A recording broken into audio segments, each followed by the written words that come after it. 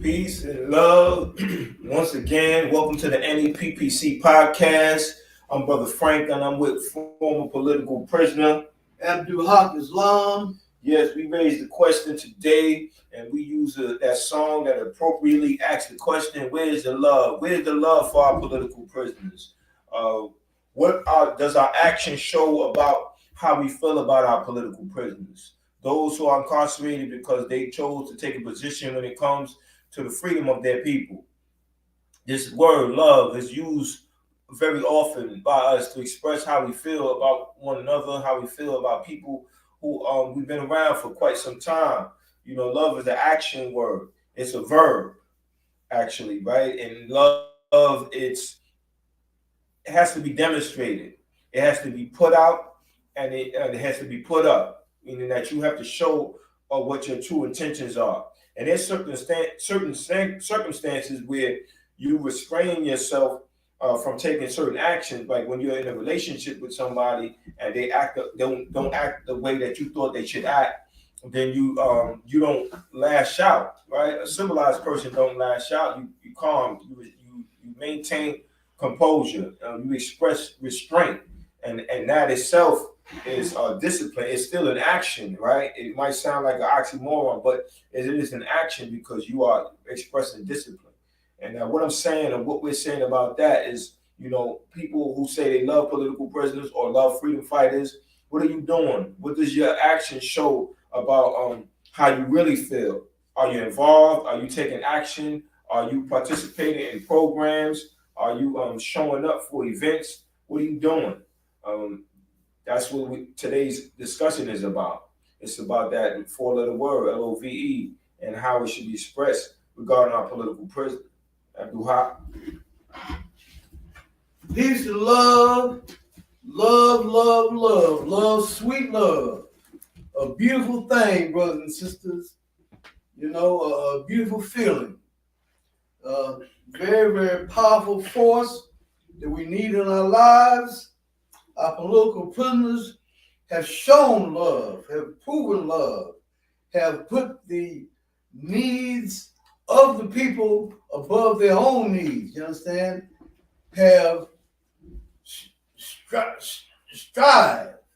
You understand? And sacrifice. You know, and went a long, long way. That's what you do when you love a people. You know, you do for them. You know, as Muslims we say, love for your brother what you love for yourself.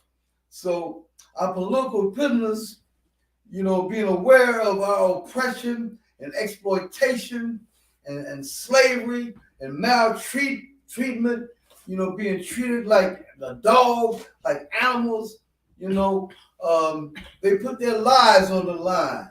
They put their freedom on the line, you know. So therefore, what are we going to do, you know, as brothers and sisters, you know, to show some brotherhood and sisterhood? What are we going to do? We got to do more, you know. We got to bring them home.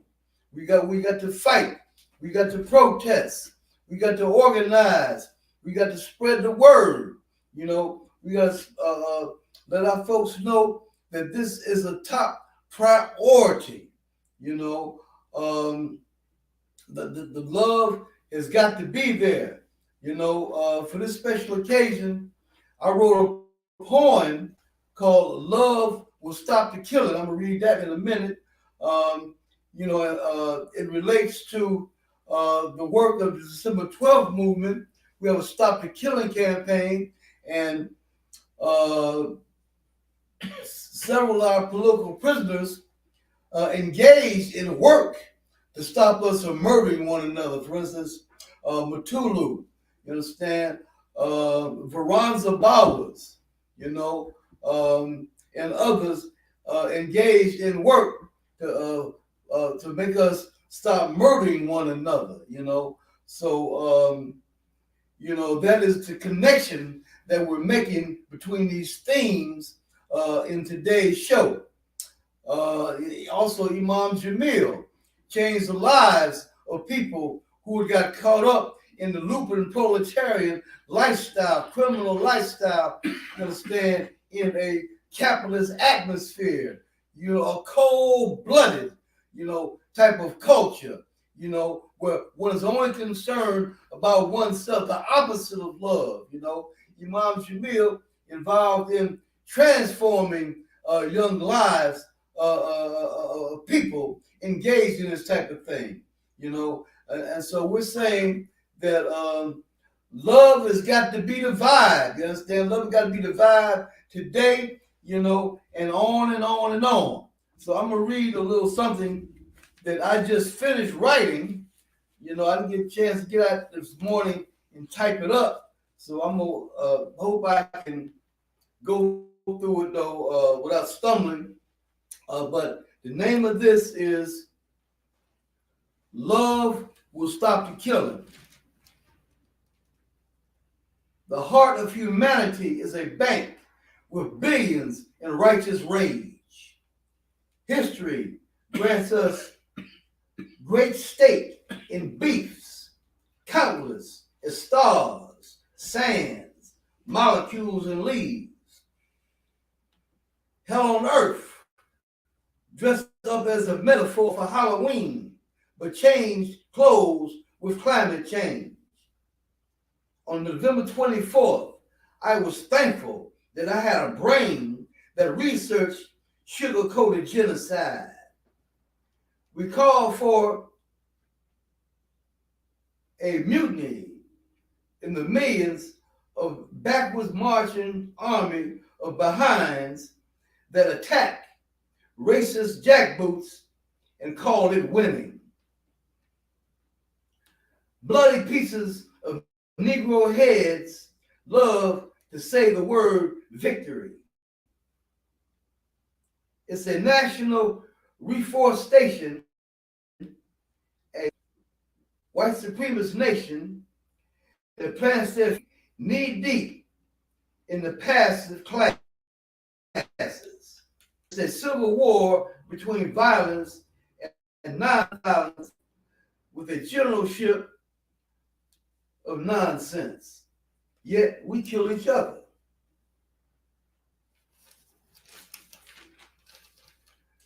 But history's hand will help us stop the killing. It is a guide and makes us wise and points to our true enemy. History's hand removes the cataract that obscures the righteous way to act and prepares a feast that inspires beautiful behavior. We know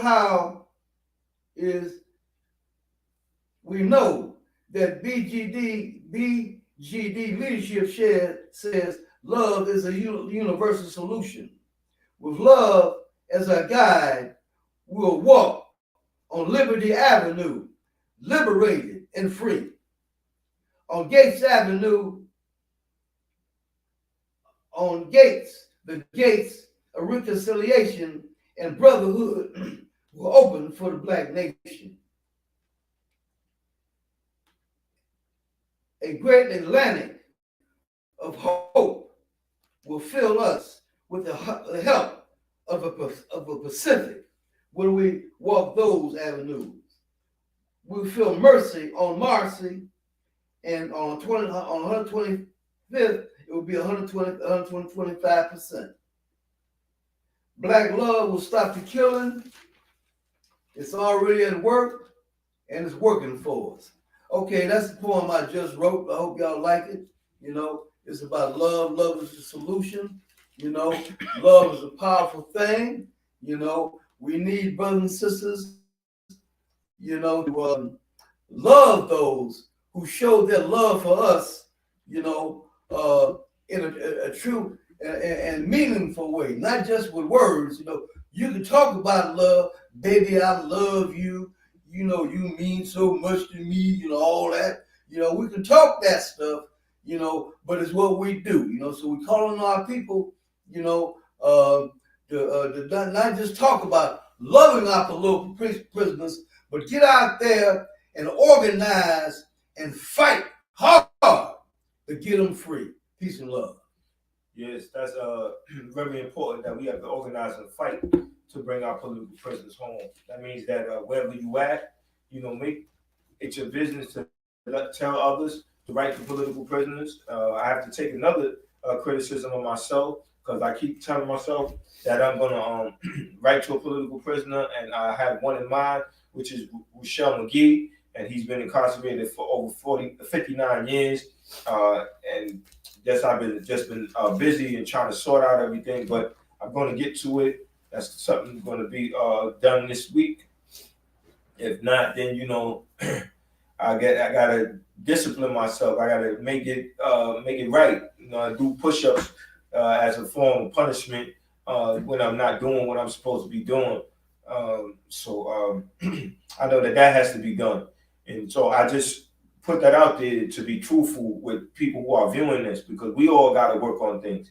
Even me and Abdul Haq Islam, when it comes to our work with political prisoners, you know, we got to push ourselves further, because that's what love is, right? Love is knowing that you made a mistake, and now you're going to make a reconciliation for the mistake that you made.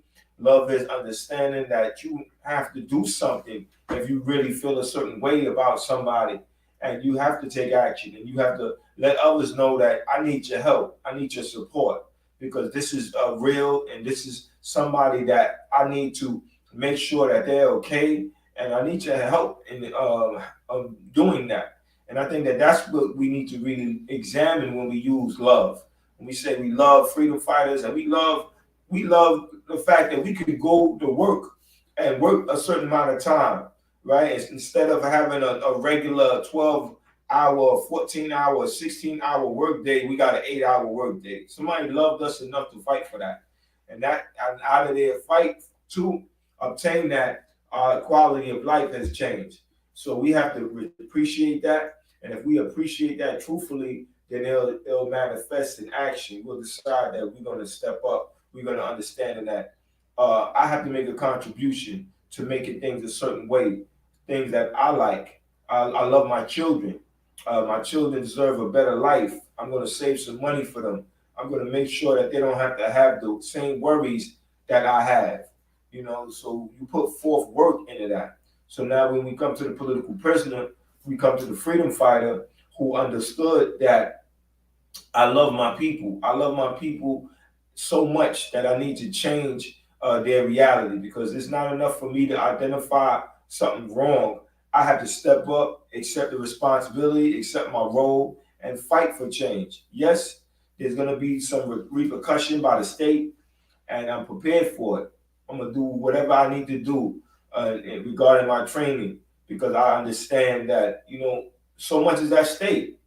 Our children deserve a better life, and they deserve a life that's void of oppression and exploitation. And what does that mean to me? I've studied, I've read, now I have to apply what I study and read, to make revolution, to make an entire systemic change. You have to understand that requires theory and practice. And the freedom fighters understood that, and they stood firm on it, and they stand firm on it. Mumia has still not deviated from his position regarding being a revolutionary, and we salute him. And it's not enough just to salute him. We have to organize and bring him home, because we know, and our people know, and everybody around the world knows why he's incarcerated. He has a strong voice. That book series, Murder Incorporated, addresses the historical facts about this empire that exploits and oppresses people, and who's been doing this for so long. And it gets into details regarding the tactics and methods that they apply to be in the position that they're at. And, that has to be done to enlighten people, to let people know that if you're truly upset, if you're truly bothered by your current conditions, if you truly love somebody, if you love freedom, you got to be willing to fight for it, right? And with that fight comes repercussions. So we say what we say to inform you that you have to do your part when it comes to political prisoners. Some people think that bringing up the idea of political prisoners is not going to change anything. I say to that, wherever you establish momentum, that has the potential for change, because now you're going to accelerate that momentum by having others engage. There could be somebody just listening to something that you say and not even actively engaged in the conversation, but picked up a name or two. They do some research, and from there, their curiosity starts to expand, and their curiosity leads them to take some action. Maybe write a letter. From that letter, they build a relationship with a political prisoner. Then they decide that they want to do more. Then they would decide the more that they're doing is not enough. Then they have to do some more. And that's came out of a conversation that you thought wasn't important. So let us use every opportunity to express love of political prisoners, whether it's clothing, whether it's identifying a podcast that speaks on political prisoners. That's why we tell you to share with 10 people and encourage those 10 people to share with 10 others. Putting up a letter of a political prisoner, or a poster or a flyer of political prisoner, where people in your community can see it, and then they start questioning the idea of political prisoners. I think that we have to be creative. We have to be creative with how we're going to express love for our political prisoners.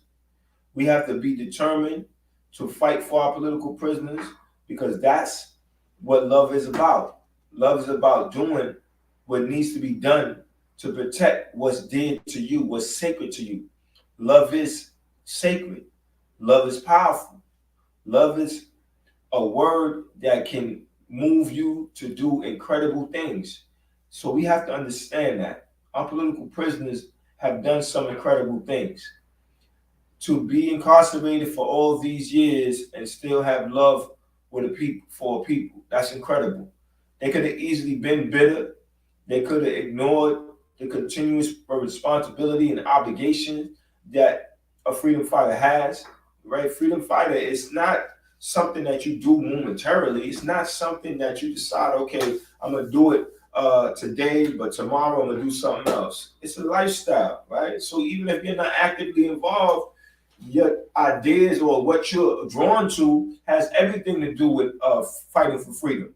It might be a documentary. It might be a present news article, and then that drives you to ask yourself a question like, "Oh, what position am I going to take? Am I going to be in the sidelines, or am I going to be a participant, or do I want to be somewhere and maybe give some recommendations, be a consultant?" I have to make a decision because what's going on is something that bothers me. And I think that that's how we need to look at our actions when it comes to our political prisoners. We got to ask ourselves, do we really love political prisoners? Are we expressing the love for political prisoners? If so, how? Because does it express itself in our actions? If not, then is it really love?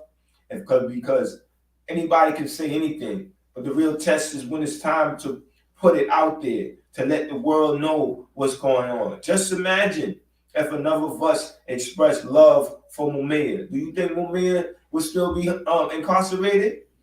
Imagine enough of us express love for Jalil Alamin. Correct. Yeah. Imam Jamil Alamin. Correct. Yes, I always mess up his name. I'm gonna get formerly known as H. Rap Brown. Imagine enough of us show love for that brother.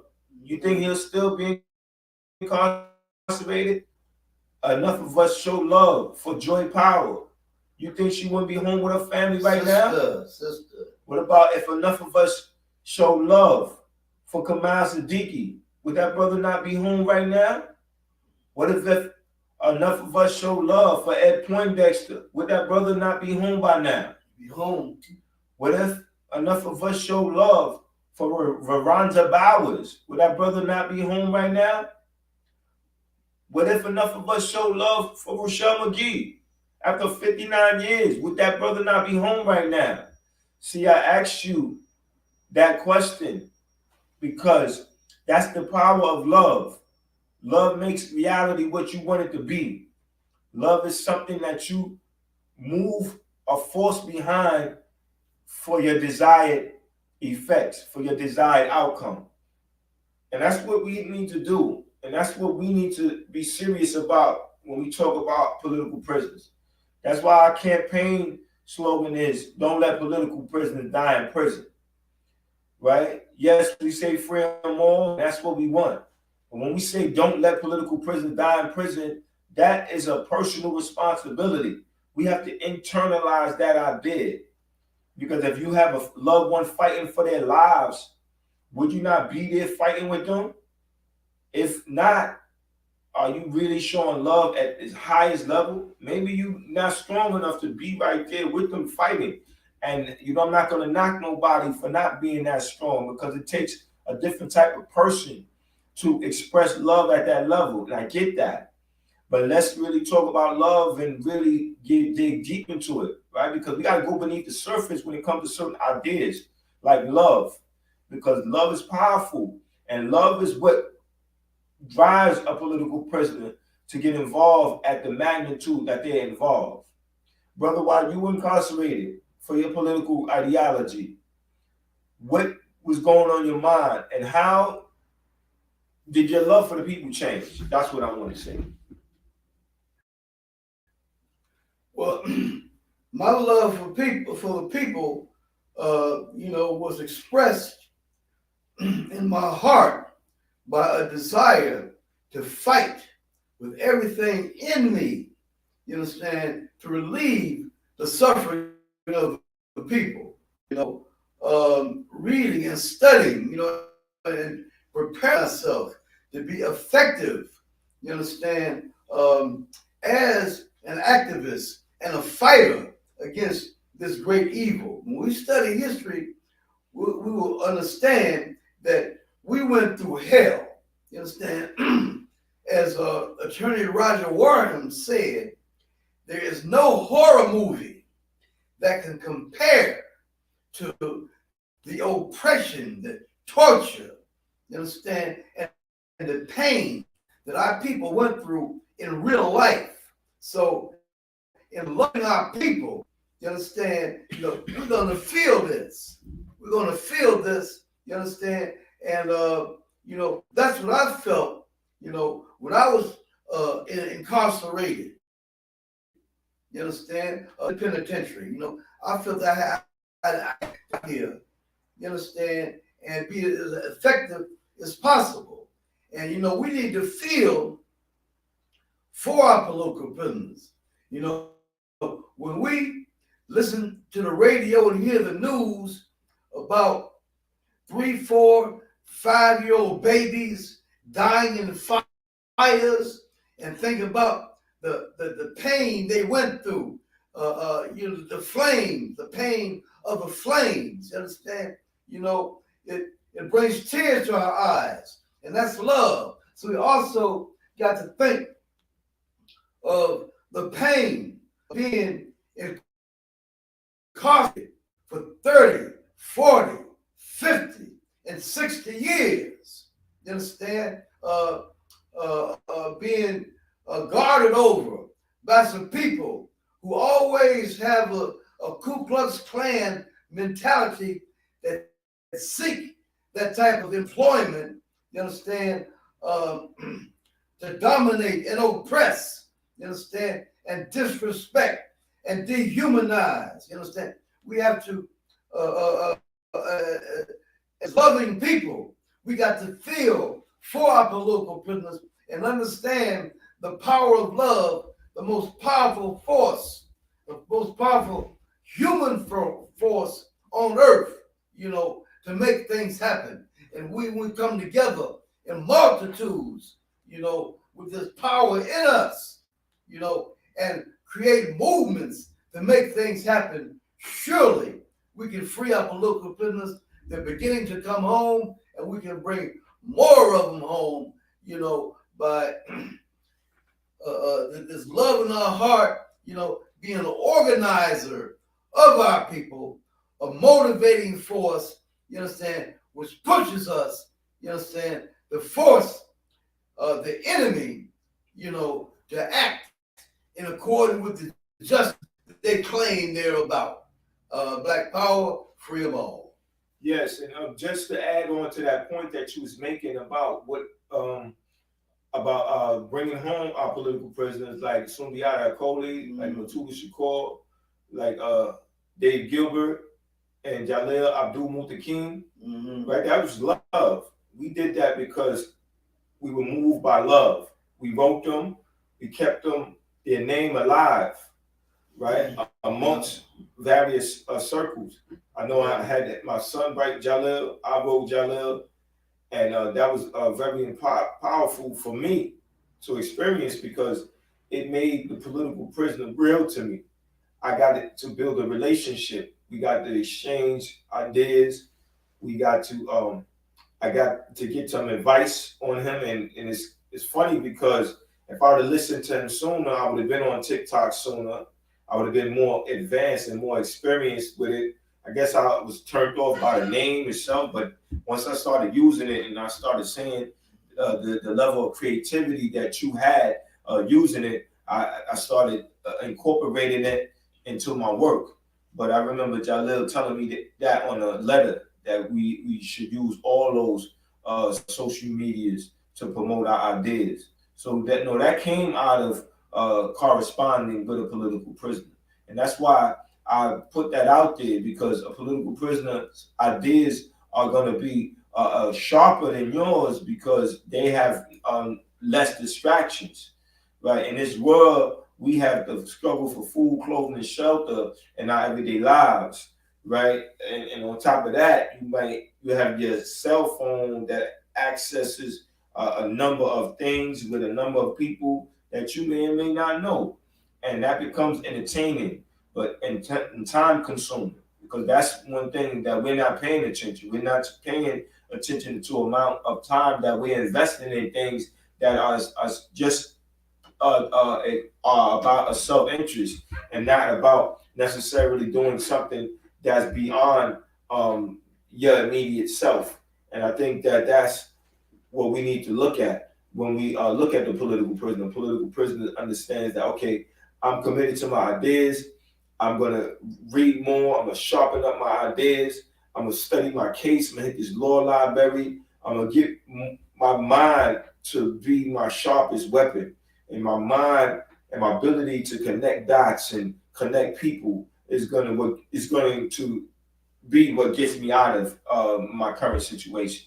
So we have to take that in consideration when we write our political prisoners, as we anticipate them to write us back. And I know whenever Jalil would write me back, I would get myself ready. I would have a nice meal, or I would listen to some jazz music, preferably some Coltrane, and I would read the letter because I was looking forward to that. It relaxed me and it let me know that I had more work to do. Somebody took the time out to write me. I'm gonna take the time out to really read this letter in a relaxed atmosphere. I don't want to rush through it because I don't want to miss nothing. And it helped me be where I'm at regarding my commitment to the freedom of our people, the freedom of our nation. It allowed me to understand that you have to be willing to sacrifice, and even as you sacrifice and you think that you gave enough, there's still more to give. And the political prisoner is extremely unselfish. And that's why the political prisoner must be given the just due, must be given that attention, because we need to express love at that level, love that drives us to action, because love is action filled, it's action oriented when you really want to get down to it. Right? You say you love your grandmother. When was the last time you seen it? When you go see your grandmother or any elders in your family, it's always good to listen to them. And if your situation allows you to do it, you buy them some flowers, a card, or give them some food to eat. You know, and engage them. Right. The point that I'm making is that that's the level, or that is the manifestation of love. You you invest the time into them for that moment, and you allow yourself to further connect with them. And I think that that's extremely important, because that's what gives people that drive to overcome obstacles, to better manage their stress, because they are being expressed love. Brother, as you were incarcerated for your political views, you being a former political prisoner, how did those letters, how did those expression of love get you through your lowest points? Well, brother, like I said, the best time of the day is mail time, and those times when you get visits, um, when you get in contact with loved ones on the street, it's a different world. It's freedom. You can feel that they're concerned about you. You understand that they appreciate your work. And increases your love for the people. You know, um, it's in those letters. It's like a wave of strength coming into you. Being locked up is difficult, and the words of love from the outside, make it much easier, and we appreciate those letters. I appreciated those letters. They were a treasure. So we encourage brothers and sisters, to take the time, to write some letters to make somebody happy, a friendship, brotherhood, and sisterhood, very, very important. So know that when you write to your political prisoners, when you communicate with them, that you are helping them in a very, very fundamental and very, very powerful way. They looked out for us, they helped us, so we need to help them, and continue to struggle hard, to spread the struggle among the people, tell the youth about our political prisoners, our brothers and sisters who like to fight each other, let them know what the real struggle is, against the real Frankenstein, Wolfman, and Dracula. You understand? Not just something in a movie, but what the real fight is, the righteous fight. We all need to get involved. Share the love, share the power, and we say, what's it called? Free them all. Yes. And you know how we do closing remarks from Killer Mike. Right on.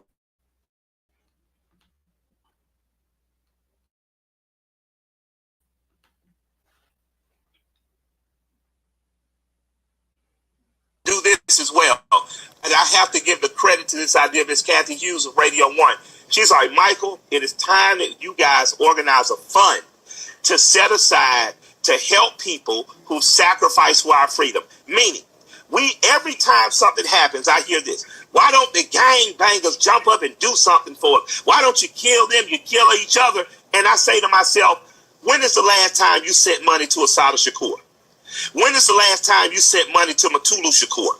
When is the last time you sent money to Mumia Abu-Jamal or Larry Hoover or Jeff Ford or Leonard Peltier? When is the last time you have made it your business to send money to a revolutionary or a hoodlum that has helped us? And until we start to do that, how can we ask these young men to be warriors? Because if they do it in the name of the hood, at least the hood gonna honor their name always. At least the hood gonna make sure at least their children got something or their mama's house is looked after. As a community, if we're going to ask people to bungee jump for us with no cord, be prepared to take care of them when they get a life sentence. Be prepared to look after their families. See, I don't mind the work getting done, but let's take care of the workers. Let's stop asking more out of people than we would do for ourselves. So what I'd like to see, my dream thing, is to see 1 million people from the culture dedicate $10 a month. That's $10 million a month, $120 million a year toward taking care of civil rights leaders who have worked on our behalf and are elderly now and don't have to take care of themselves, like Rosa Parks, whose rent was paid by the owner of Little Caesars Pizza. We should have had a fund to make sure that she never had to worry about that again in her life. We should have a fund that makes sure money makes it to Assata Shakur, and Mutulu Shakur has legal representation and food, and Leonard Peltier, who has diabetes in jail, can get insulin and taken care of. And until we start doing it, $10 a month is about what you pay on a couple fast food restaurant visits. So if 1 million of us do that for the rest of our life, look at how well we'll be taking care of the people that we're asking to sacrifice on our behalf. I agree, and recently